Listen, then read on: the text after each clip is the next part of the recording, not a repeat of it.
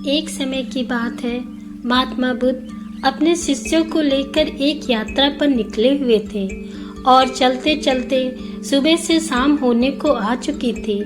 तब महात्मा बुद्ध को लगा कि अब हमारे शिष्य भी थक चुके होंगे। उन्होंने शिष्यों को आदेश दिया कि किसी सुरक्षित स्थान पर रुकने का बंदोबस्त किया जाए। थोड़ी देर के बाद एक शिष्य महात्मा बुद्ध के पास आया। उसने बुद्ध से पूछा, गुरुदेव, क्या विद्या किसी से बलपूर्वक प्राप्त की जा सकती है? महात्मा बुद्ध ने कहा, कदापि नहीं। विद्या केवल समर्पण और सेवा भाव के माध्यम से प्राप्त की जा सकती है। इसे और आसानी से समझाने के लिए चलो मैं तुम्हें एक बलशाली राजा की कहानी सुनाता हूँ। किसी राज्य में एक बलशाली राजा रहता था जो कि अपनी सेना की शक्ति के बल पर कुछ भी हासिल करना जानता था। उसी राज्य में एक साधु रहता था जो कि घास फूस की झोपड़ी बनाकर उसी में रहता था। साधु ज्ञानवान था। उस साधु के पास एक ऐसी विद्या थी जिससे वह पीतल को सोना बना देता था, लेकिन वह इस विद्या का उपयोग केवल गरीब और दीन दुखियों की भलाई के लिए करता था। एक बार उसकी झोपड़ी में एक गरीब ब्राह्मण आया। वह साधु से कहने लगा, महाराज, मुझे अपनी बेटी की शादी करना है, लेकिन मेरे घर में एक फूटी कौड़ी तक नहीं है। कृपया मुझे कोई मार्ग बताएं। साधु ने ब्राह्मण से कुछ सवाल जवाब करके पता लगा लिया कि ब्राह्मण सच में बहुत गरीब है। उसके पास कुछ भी नहीं है।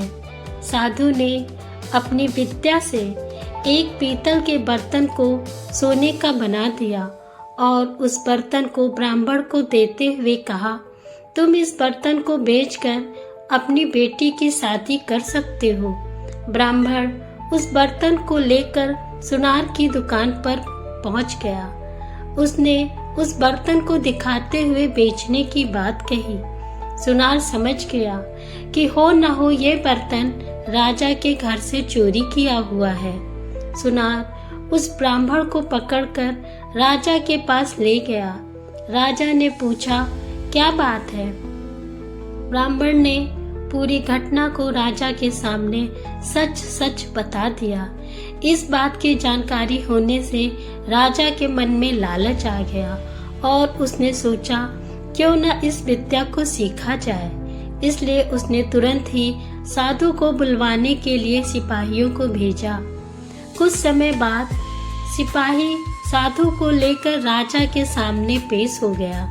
राजा ने कहा, तुम्हारे पास एक ऐसी विद्या है जो कि पीतल को सोना बना देती है।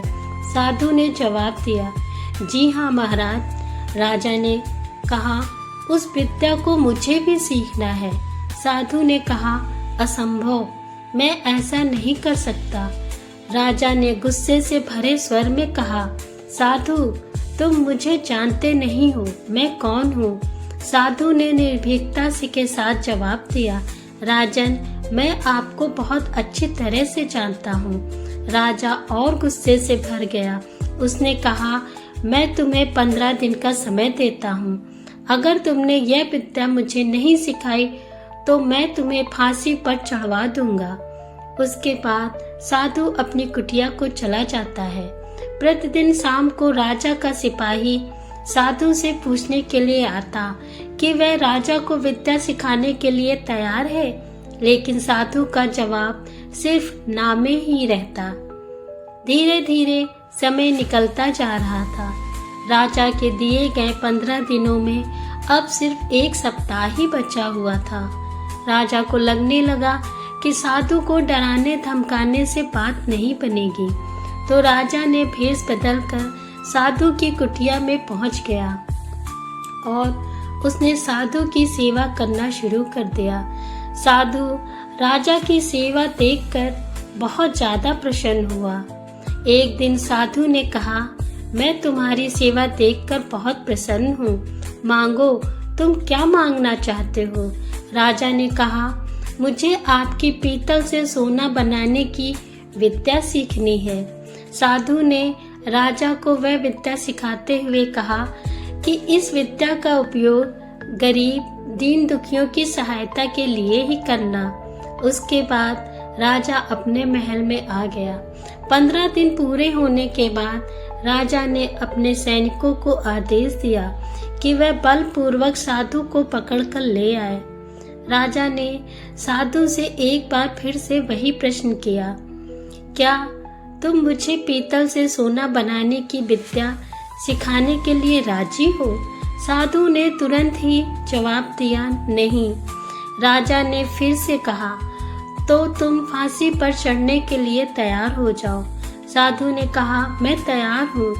राजा ने हंसते हुए कहा, मूर्ख साधु, जिस विद्या पर तुम्हें इतना ज्यादा घमंड है उसे मैं भी जानता हूँ। राजा ने साधु के सामने एक पीतल के बर्तन को सोना बनाकर दिखा दिया। साधु ने राजा से कहा, तुमने यह विद्या जरूर किसी की शरण में जाकर उसकी सेवा करके सीखी होगी, ना कि डरा धमका कर, क्योंकि विद्या को सीखने के लिए हमें विनम्र होना पड़ता है। अगर कोई चाहे कि विद्या को हम बलपूर्वक सीख लें तो ऐसा संभव नहीं होता। कहानी की सीख, शिक्षा हमें विनम्र होने पर ही मिलती है। इसे कभी शक्ति और बल के माध्यम से प्राप्त नहीं किया जा सकता।